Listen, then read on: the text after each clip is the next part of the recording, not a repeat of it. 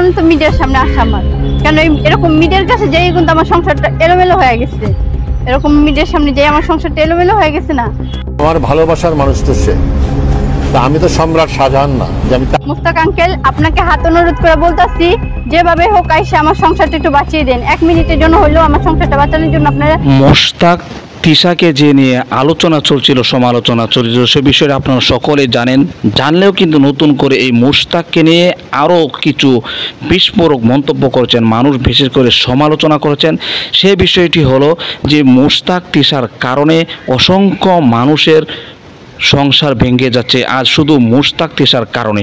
আর এমন একটি মানুষ, এমন একজন মেয়ে লাইভে এসে যে কান্নাকাটি করছে, মুস্তাকের কাছে অনুরোধ করছে তার সংসারটি টিকানোর জন্য।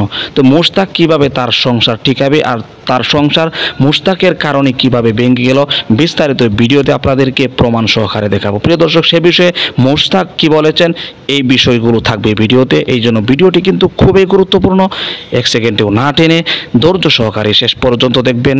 চ্যানেলে নতুন দর্শক হলে অবশ্যই চ্যানেলটিকে সাবস্ক্রাইব করে পাশে থাকা বেল বাটনটি অন করে দিবেন। প্রিয় দর্শক, কথা না বাড়িয়ে ভিডিওতে একটি লাইক দিয়ে দেখতে থাকুন সম্পূর্ণ ভিডিওটি। মুস্তাক আঙ্কেল, আপনাকে হাত অনুরোধ করে বলতেছি, যেভাবে হোক আইসা আমার সংসারটা একটু বাঁচিয়ে দেন। 1 মিনিটের জন্য হলেও আমার সংসারটা বাঁচানোর জন্য আপনারা যে জায়গায় থাকেন সেই জায়গা থেকে হলে 1 মিনিটের জন্য যে মিডিয়ার মধ্যে হোক আইসা একটু আমাকে আমার সংসারটা বাঁচানোর জন্য আইসেন। প্লিজ, আপনার কাছে এতটুকু হাত ধরে অনুরোধ করতেছি, আর কিছুই চাই না, এতটুকু জিনিসই চাই।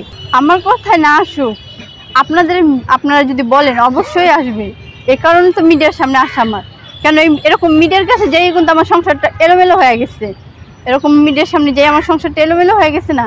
তাহলে এরকম আপনি চাচ্ছেন মুস্তাক আপনার দায়িত্ব এরকম? না না না না, আমার দায়িত্ব কেন নেবো? তার তো ওয়াইফ আছে, সে আমার দায়িত্ব নেবো কেন? আর আমার তো হাজবেন্ড আছে। এমন তো না আমার হাজবেন্ড আমাকে ছেড়ে দিছে, কিন্তু ছাড়ার পর্যায়ে চলে গেছে, মানে আমাকে সে ডিভোর্স দিব এরকম পর্যায়ে চলে আসছে জিনিসটা। আমি কিন্তু এখন আমার ফ্যামিলির বাসায়, আর আমার হাজবেন্ড কিন্তু ওদের বাসায়, আর আমার ছেলেটাও ওর বাসায়, আমার কাছে না। কিন্তু আমার ছেলেটা, আমি নিজেই তো একা একা চলতে পারি না, আবার আমার ছেলেকে নিয়ে কিভাবে চলবো? আপনি কি করেন? আমি কিছু করি না তো, আমার ফ্যামিলি বাট আমাকে চালিতেছে এখন। মানে কোনো কাজ, চাকরি বা না না না, এখনো কোনো কাজ করি না। বাড়ি কোথায় আপনার? আমার বাড়ি সাদাবাস। মানে ঢাকাতেই আপনাদের? হ্যাঁ। আচ্ছা, তাহলে হঠাৎ এই ধরনের কথা কেন বলছেন?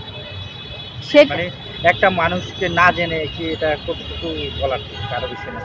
মানে এটা নিয়ে মানে 21শে ফেব্রুয়ারি দিন এত ঝগড়া হয়েছে, পরিমাণ অনেক ঝগড়া হয়েছে আমার সাথে, যার কোনো ধারণাই নেই এত ঝগড়া হয়েছে। মেলা তো হয়েছে, বাসায় যাইও হয়েছে। আচ্ছা, আপনাদের স্বামী স্ত্রী মানে বিয়েটা কিভাবে হলো, মানে একটু বলবেন? বিয়েটা আমাদের লাভ ম্যারেজ হয়ে। Love marriage? আপনিও তো তাহলে ভালোবেসে বিয়ে করেছেন? হ্যাঁ। আপনার ভালোবাসার মানুষ আপনাকে এখন একটি কথা বলার কারণে আপনাকে ডিভোর্স দিবে, মানে বিষয়টা কেমন হয়ে গেল না? হ্যাঁ, তো ওই যে একটা কথা আছে না, যে এত বিশ্বাস যাকে করছি সে একটুখানি ভুলের কারণে বাট আমাকে ছেড়ে দিতেছে। তাহলে আপনার ভালোবাসার কোনো ঘাটতি ছিল? আপনি কি মনে করেন আপনার ভালোবাসার কোনো ঘাটতি ছিল? না, আমাকে তো সে কখনো দেখিনি যেরকম কম ভালোবাসছে, আমিও তো তাকে কোনোটা কম কখনো ভালোবাসি না। যখন যা বলছে, যখন যেটা আমি চাইছি সব সময় সেটা করছে, আর সেও যেটা বলছে সেটাও আমি করছি। তাহলে মানুষ চামড়ার মুখ, হয়তো ভুল করে একটি কথা বলে ফেলেছে, তাহলে তো আপনাকে আপনার হাজবেন্ড ক্ষমাশূন্য দৃষ্টিতে দেখা উচিত ছিল, তাই না? হ্যাঁ, কিন্তু না, তার আম্মু অনেক বুঝাইছে যে হয়তো দেখ ভুল মনে হয় বলে ফেলছে, জকেটাকে মিটমাট করে ফেল। বল না, আমার বন্ধুরা আমাকে ছোট করতেছে, বুঝতে পারছো যে আমি নিজের কাজে যেতে পারতাছি না। যদি যাই, মানে ওই তো যে ধোলাইখালে কাজ করে না পার্সেলে, সে জায়গায় যায়, যদি মার্কেটে যায়, একজন বললে নাকি ওকে এক এক কথা জিজ্ঞেস করে। এ কারণে মানে ওখানে ও অনেকটা ছোট হয়ে গেছে, মানুষের কাছে ছোট হয়েছে দেখে মানে আমাকে এখন বলতেছে যে আমি আর তোমাকে রাখতেই চাই না।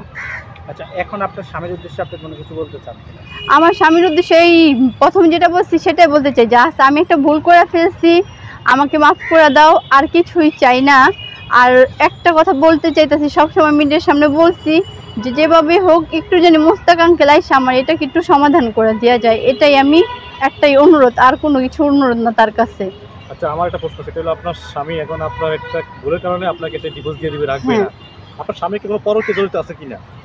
সেটা তো ভাইয়া পার্সোনাল তার বিষয়, সেটা তো আর আমার বিষয় না, সেটা তার আমি জানি না সে কারোর সাথে পরকীয়া আছে কি না। আমি যতটুকু জানি সেটা তো জানি যে না, তার এরকম কারোর সাথে পরকীয়া ছিল না, বাট আমি কখনো দেখিনি ওরকম। তাহলে একটা ভুলের জন্য আপনাকে আপনার স্বামী ডিভোর্স দিবে কেন? সেটা তো, এটা তো আমিও বলছি যে ওইটা তো এখনই বললাম যে ওটা তার বিষয়, সেটা আমার বিষয় না। কিন্তু আমার বিষয় এতটুকুই যে আমি চাই না যেটা আমার সংসারটা ভেঙে যাও বা আমার সংসারটা নষ্ট হোক, আমার ছেলেটা এতিম হোক, আমি কখনো সেটা চাই না। আপনার স্বামী কোথায় আছে এখন? আমার স্বামী কোথায় আছে? আমার স্বামী ওনাদের বাসায় ছিল। কারণ সে কি বলতেছে, আপনাকে ডিভোর্স দিয়ে দিবে একবারে? হ্যাঁ, সে বলতেছে জাস্ট আমাকে কাগজ দিয়ে দিব। কি জন্য, মানে আপনার অপরাধটা কোথায়? শুধু এই যে আমার অপরাধ তো যতটুকুই, হ্যাঁ ওই অতটুকু। আবার মিডিয়ার সামনে যায় বারবার আমি বলতাছি এই এক এক কথা, এর জন্য ওর ভালো লাগতেছে না, বাট ওর অনেক বিরক্ত ফিল হচ্ছে এ কারণে। আপনার সন্তানের সাথে কতদিন দেখা হয়? আমার সন্তানের সাথে আমার দেখা হয় না, সে 22 তারিখে আমি আসছি, আর আজকে 17 তারিখ। সন্তান বয়স কত? 4 বছর। তো এই সন্তানের জন্য কষ্ট হয় না, বা সন্তানকে এতদিন দেখতে পান না? আমার তো কষ্ট হয়, যার কষ্ট হয় না তার কাছে তো বাবু ঠিকই আছে, আমার তো কষ্ট অবশ্যই হয়। আমার কি কষ্ট হবে না? সন্তানের বয়স কত? 4 বছর। 4 বছরের সন্তান, এই যে তাকে রেখে এখন বিভিন্ন জায়গায় আপনি দৌড়াচ্ছেন যেন আপনার স্বামী আপনাকে গ্রহণ করে। হ্যাঁ, এই যে একটা কথা বলার জন্য আপনার সংসারটা ভেঙে গেছে। হ্যাঁ। এখন এইটার জন্য মুস্তাকিব কি অপরাধী? না না, সে অপরাধী না, অপরাধী তো আমি, যে আমি এটা বলে ভুল করছি। সে তো কোনো অপরাধ করেনি, সে তো আর আমাকে শিখায় দেয়নি কা যে না, সে তো আমাকে শিখায় দেয়নি কা যে না তুমি এটা বলো, সে তো আমাকে শিখায় দেয়নি কা, আমি নিজে থেকে তো এটা বলছি। তো সে কেন ভুল করবো? সেটা তো ভুল করছে আমি, কারণ আমি এটা বলছি নিজের থেকে। ইয়ং পোলাপান রেখে আপনি বয়স্ক লোকের ভালো লাগার কারণ? আরে আমি তো এখনো বলতেছি যে আমি তো তাকে চিনতাম না, সেটা আমি এখনো তো বলতেছি যে মিডিয়ার মধ্যে আমি যখন বলছি আমি তখন তাকে চিনতামই না, বলার পর চিনছি যে মুস্তাকা তিশাকে। যখন নাকি রাত্রে আমি বাসায় গেলাম এটা বইলা, তখন আমাকে দেখাইছে আমার হাজবেন্ড যে দেখ কে কার জন্য বলছোস। আমি তখন দেখে আমার মাথা তো নষ্ট হয়ে গেছে, আমি কার জন্য কি বললাম, আমার নিজের বিপদ আমি নিজেই ডেকে আনছি।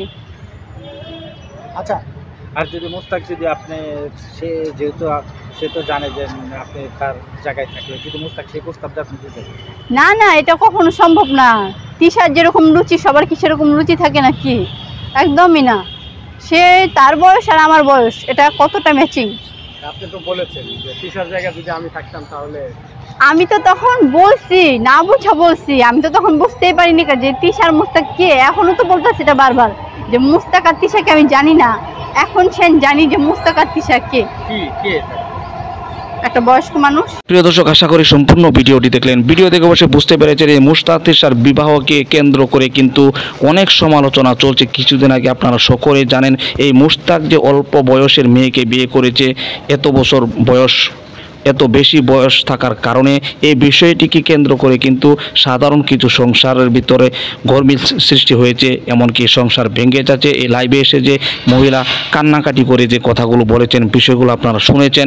এইভাবে কিন্তু মানুষ বিভ্রান্তিতে পড়েছে, বিশেষ করে যুবক সমাজ এমনকি তরুণীরা এমন একটি অবস্থায় পড়েছে যে মুস্তাক তিশার বিবাহকে কেন্দ্র করে আপনারা অনেক কিছু শুনেছেন, দেখেছেন। বিশেষ করে তরুণীরা লাইভে এসে এই মুস্তাক তিশাকে নিয়ে যে কী সমালোচনাগুলো করছে। প্রিয় দর্শক, এই ভিডিও সম্পর্কে যদি আপনার কোনো মতামত থাকে অবশ্যই আপনার মূল্যবান মতামতগুলো কমেন্ট বক্সে জানিয়ে দেবেন, এমনকি ভিডিওটি শেয়ার করে সকলের মাঝে ছড়িয়ে দেবেন। প্রিয় দর্শক, আজকের মতো এখানে শেষ করছি। ভালো থাকুন, সুস্থ থাকুন, আবারও দেখা হচ্ছে পরবর্তী ভিডিওতে।